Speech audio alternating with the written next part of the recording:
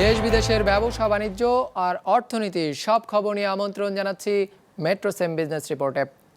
কালো টাকা সাদা করার ঢালাও সুযোগ দেয়ায় ব্যাংকিং খাতে ঝুঁকির সংখ্যা বেড়ে যেতে পারে। বৈদেশিক বাণিজ্যের খরচ, দক্ষতা ও আর্থিক জ্ঞানের অভাবে নিজেদের ঝুঁকিতে ফেলছে প্রবাসী বাংলাদেশিরা।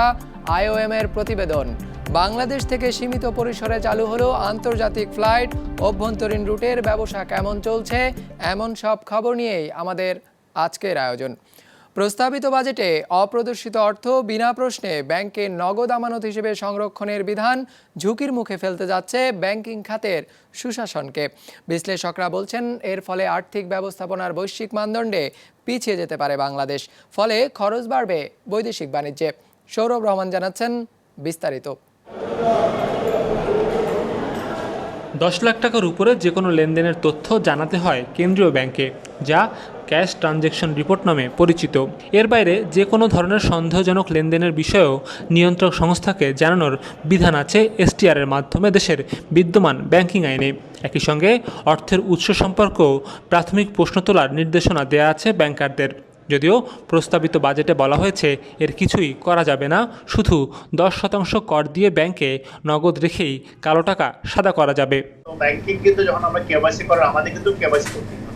সেটা ব্যাংকিং উনি যখন ক্যাপিটাল মার্কেটে যখন ইনভেস্টমেন্ট করতে যাবেন বা উনি প্রপার্টি কিনবেন, যাত্রী কিনবেন, সেটা তো ধরেন এক্স কোম্পানির কাছ থেকে উনি একটা প্রপার্টি কিনছেন 10 কোটি টাকা, সেখানে উনি ট্যাক্সটা দেবেন, এক্স কোম্পানি সেটা ব্যাংকে দিয়ে দিবেন, সেটা সমস্যা নেই। কিন্তু সরাসরি যদি আমাদের টাকাটা আসে, ডেফিনেটলি আমাকে আমার কেওয়াইসি করে করতে হবে।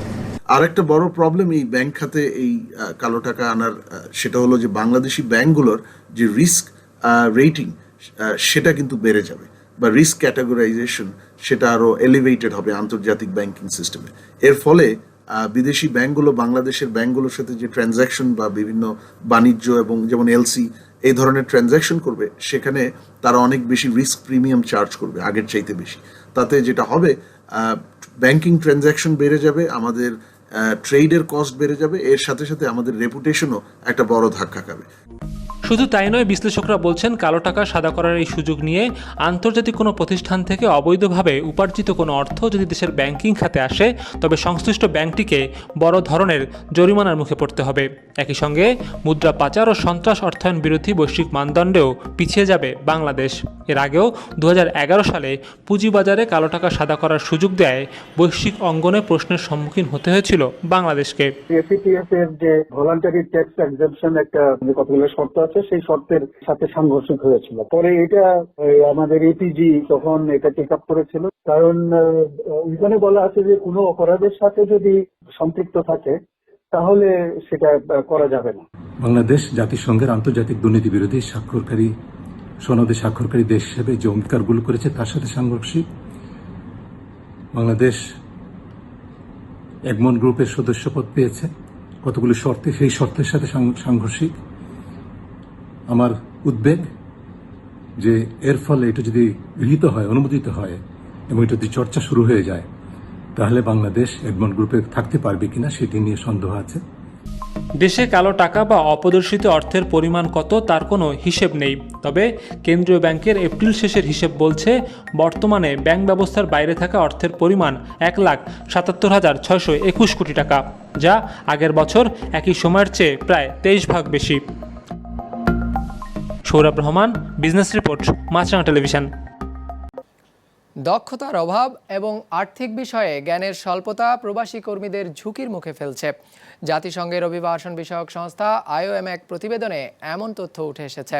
প্রতিবেদন বলছে, অধিক দক্ষতা সম্পন্ন কর্মীরা স্বল্প দক্ষদের তুলনায় বেশি অর্থ পাঠাচ্ছেন দেশে।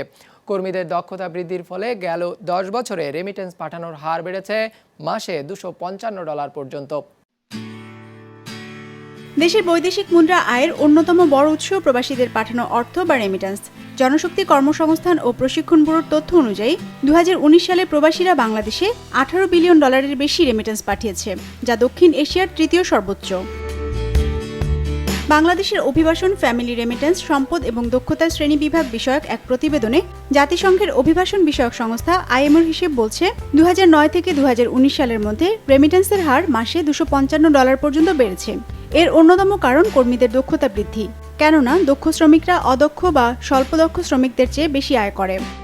দেশে 1000 অভিবাসী শ্রমিক এবং তাদের পরিবারের ওপর জরিপের মাধ্যমে করা প্রতিবেদন বলছে বাংলাদেশের অভিবাসী কর্মী এবং রেমিটেন্স পাঠানোদের 98 ভাগই পুরুষ। এদের মধ্যে প্রায় 12 ভাগ অভিবাসী কর্মী নিরক্ষর, প্রায় 80 ভাগের শিক্ষা সেকেন্ডারি স্কুল পর্যন্ত।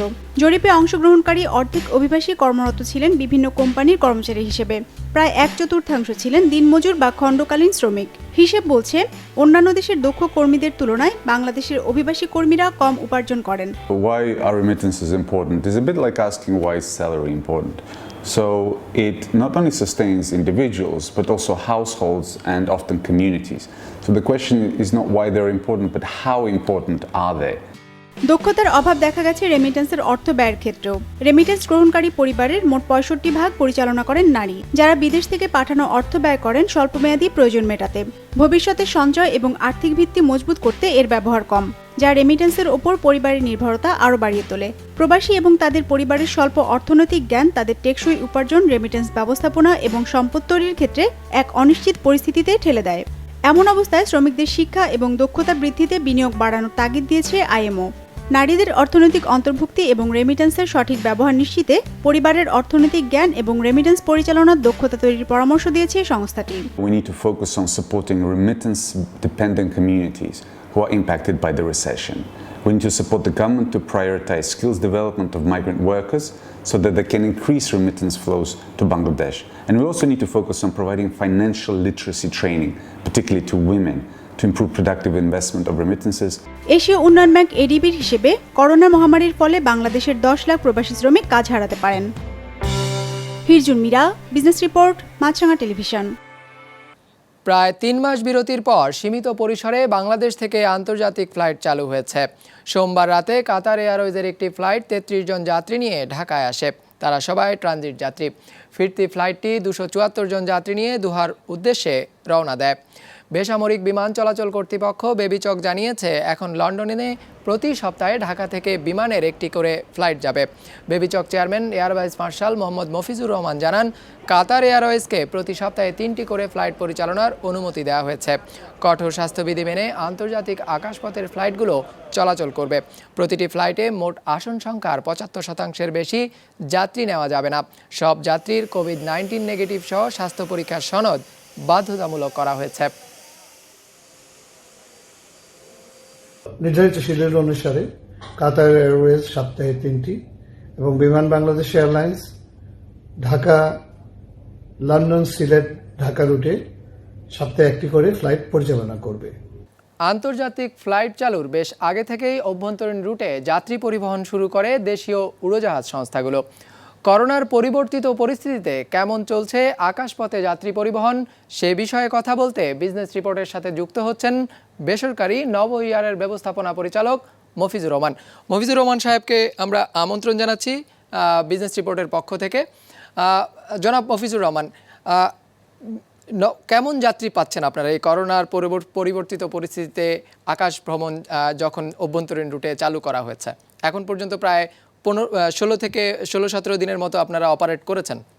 আমরা শুরুতে মানে ফ্লাইট শুরুর আগে যেটা আশা করছিলাম যে প্যাসেঞ্জার হয়তো ধীরে ধীরে বৃদ্ধি পাবে, কিন্তু প্যাসেঞ্জার খুব একটা বৃদ্ধি পাচ্ছে না। রাদার যেহেতু একটা মানে সবার মধ্যে একটা ভয় ভীতি কাজ করছে, তাছাড়া রেড বিভিন্ন জায়গা লকডাউন হয়ে যাচ্ছে রেড জোন হিসেবে ডিক্লেয়ার করার ফলে, যার ফলে মনে হয় আমরা আশানুরূপ যাত্রী পাচ্ছি না। যে যাত্রী পাচ্ছি সেটা দিয়ে লাভজনক দূরের কথা কোনোভাবেই কমার্শিয়ালি ভায়াবল ফ্লাইট অপারেশন করা সম্ভব। আপনারা নিয়মিত যে যাত্রী পেতেন তার কত শতাংশ কম যাত্রী পাচ্ছেন? আমরা বেসিক্যালি ডোমেস্টিক ফ্লাইটের মধ্যে শতকরা 50% যাত্রী নিতে পারি, আর যদি কোনো ফ্যামিলি ট্রাভেল করে সেটা মিলে সর্বোচ্চ 75% যাত্রী নিতে পারি। সেই ক্ষেত্রে আমাদের যে আবদ্ধের যে এয়ারক্রাফটগুলো আমরা ব্যবহারকারী করি সেখানে মাত্র 54 জন প্যাসেঞ্জার নেওয়া যায়।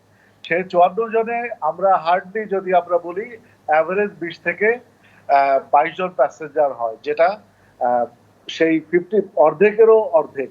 ফ্লাইট চালুর হওয়ার আগেই এক ধরনের শঙ্কা করা হয়েছিল যে যেহেতু যাত্রী পরিবহন সক্ষমতা কমে যাচ্ছে এয়ারলাইন্সগুলোর এই স্বাস্থ্যবিধি মানতে গিয়ে, সেক্ষেত্রে টিকিটের ভাড়া বৃদ্ধির একটি বিষয় ছিল, কিন্তু আমরা দেখতে পাচ্ছি যে ভাড়াটা কিছুটা কমে গেছে।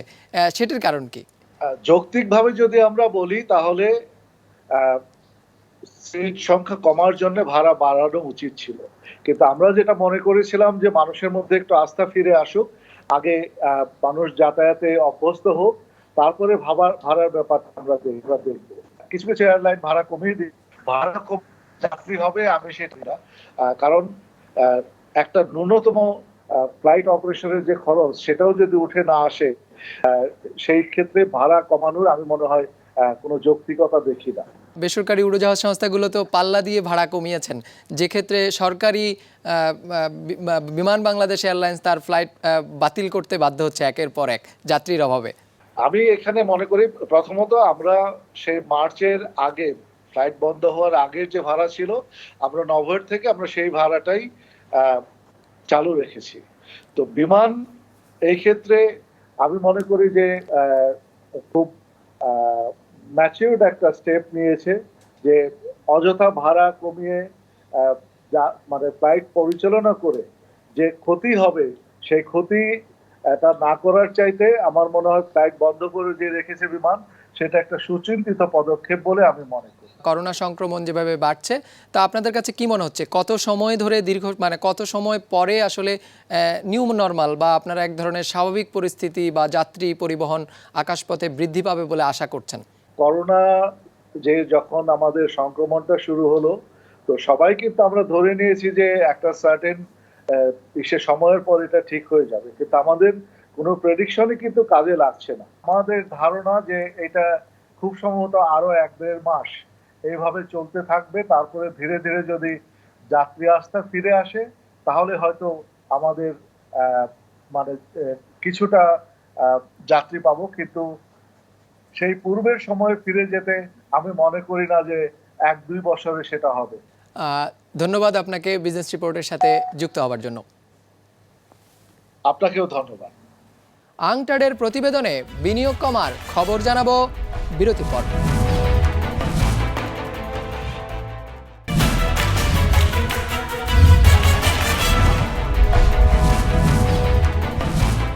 আবারও আমন্ত্রণ মেট্রো সেম বিজনেস রিপোর্টে।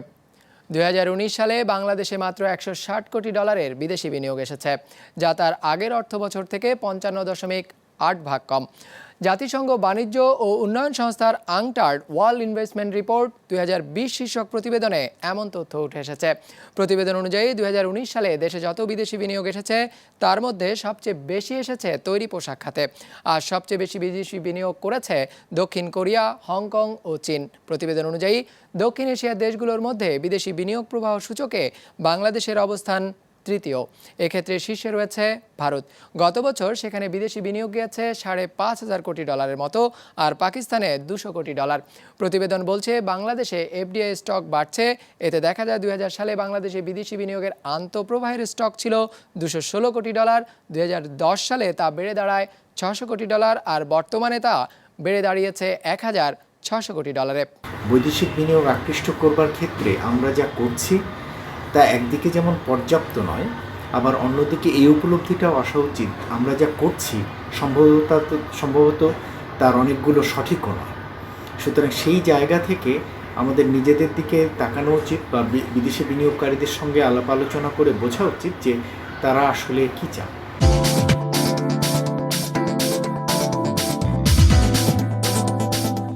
সূচক সামান্য বৃদ্ধি পেয়ে শেষ হয়েছে ঢাকা শেয়ার বাজারের লেনদেন। সার্বিক সূচক DSX 2 পয়েন্ট বেড়ে দাঁড়িয়েছে 3,958-তে। বেচাকেনা হয়েছে মাত্র $61 কোটি। লেনদেনে অংশ নেওয়া প্রতিষ্ঠানগুলোর মধ্যে দর বেড়েছে মাত্র 20টির, কমেছে 20টিরই, আর অপরিবর্তিত রয়েছে 206টির দর। এবার বাজার নিয়ে বিশ্লেষণ শুনবো IDLC অ্যাসেট ম্যানেজমেন্টের। বছরের শুরু থেকে দেখলে আজকে পর্যন্ত DSEX এর রিটার্ন ইজ -11.1%, আমরা এখনো মার্কেটে কোনো ইনক্রিজ অফ কনফিডেন্স দেখতে পাচ্ছি না ইনভেস্টরদের মধ্যে। সেক্টর ওয়াইজ টার্নওভার দেখলে 3টা সেক্টর সবচেয়ে বেশি আজকে টার্নওভার হয়, which were pharma, bank and fuel and power. 51% of the turnover took place in pharma, 14% in bank and 7.5% in fuel and power. করোনায় আক্রান্তদের চিকিৎসায় গুরুত্বপূর্ণ মেডিকেল অক্সিজেন বা তরল অক্সিজেন উৎপাদনে দ্বিগুণ করেছে টাঙ্গাইলের messrs Bangladesh industrial gases limited BIGL। জেলা প্রশাসন বলছে স্বাস্থ্য অধিদপ্তরের নির্দেশে তারা উৎপাদন কার্যক্রম নজরদারি করছে। বিস্তারিত জানাচ্ছেন টাঙ্গাইল প্রতিনিধি তুহিন খান। করোনা ভাইরাসে আক্রান্তদের জরুরি চিকিৎসায় এখন সবচেয়ে জরুরি হয়ে উঠেছে হাইফ্লো অক্সিজেন সরবরাহ। সেই চাহিদাকে সামনে নিয়ে এখন ব্যস্ত সময় কাটাচ্ছে টাঙ্গাইলের বিসিক শিল্পনগরীর Bangladesh industrial gases limited BIGL। আগে যেখানে প্রতিষ্ঠানটি উৎপাদন করত 300 থেকে 400 ঘনমিটার, সেখানে বর্তমানে উৎপাদন দ্বিগুণ করেছে প্রতিষ্ঠানটি। মেডিকেল অক্সিজেন যাতে আমরা সার্বক্ষণিক সরবরাহ করতে পারি সেই ব্যাপারে আমাদের একটা নির্দেশনা আছে এবং সেই প্রেক্ষিতেই আমাদের প্রতিষ্ঠানটা আমরা 24 ঘন্টা খোলা রেখেছি। বাড়তি উৎপাদন করতে গিয়ে শ্রমিকদের কর্মঘণ্টাও দ্বিগুণ হয়ে গেছে BIGL-এ, তাতেও নেই কোনো অভিযোগ। সরকার যতদিন চাবে আমরা প্রোডাকশন করেই যাব। করোনায় আক্রান্ত রোগীদের কিছু সেবা দেওয়ার জন্য আমাদের এখানে অক্সিজেন নিয়ে যেন তারা কিছুটা সুস্থ হয়, এই জন্যই আমরা নিয়োজিত আছি। স্বাস্থ্য মন্ত্রণালয়ের নির্দেশনা মতে সামাজিক দূরত্ব বজায় রেখে উৎপাদন প্রক্রিয়া সচল রাখতে সব ধরনের সুযোগ সুবিধা দেওয়া হচ্ছে বলে জানালেন জেলা প্রশাসক। এই কারখানাটাকে সচল রাখার জন্য স্বাস্থ্য মন্ত্রণালয় থেকে নির্দেশনা দেওয়া হয়েছে। আমরা তাদের সাথে সরাসরি কথা বলেছি এবং তাদের কর্মচারীদের রাখা এবং সিকিউরিটি দেওয়ার জন্য বা নিরাপদ সামাজিক দূরত্ব বজায় রেখে কর্মকাণ্ড চালিয়ে যাওয়ার জন্য যে ধরনের সাপোর্ট লাগে আমরা তাদেরকে সেই ধরনের সাপোর্ট দিব। দেশের 4টি অক্সিজেন গ্যাস উৎপাদনকারী প্রতিষ্ঠানের মধ্যে অন্যতম এ প্রতিষ্ঠানটি 2000 সাল থেকে মেডিকেল অক্সিজেন উৎপাদন করছে, যার বার্ষিক উৎপাদন সক্ষমতা 1,40,00,000 ঘনমিটার তরল অক্সিজেন। বিজনেস রিপোর্ট, মাছরাঙা টেলিভিশন। দর্শক, আমাদের যে কোনো পর্ব নিজেদের সুবিধাজনক সময়ে দেখতে সাবস্ক্রাইব করুন বিজনেস রিপোর্টের অফিসিয়াল ইউটিউব চ্যানেল। ফেসবুক পেজে লাইক দিয়ে আপডেট থাকুন ব্যবসা বাণিজ্যের আলোচিত সব ঘটনা সম্পর্কে, আর আপনাদের মতামত জানান ইনবক্সে। আজ এটুকুই, বিদায় নিচ্ছি, ভালো থাকবেন।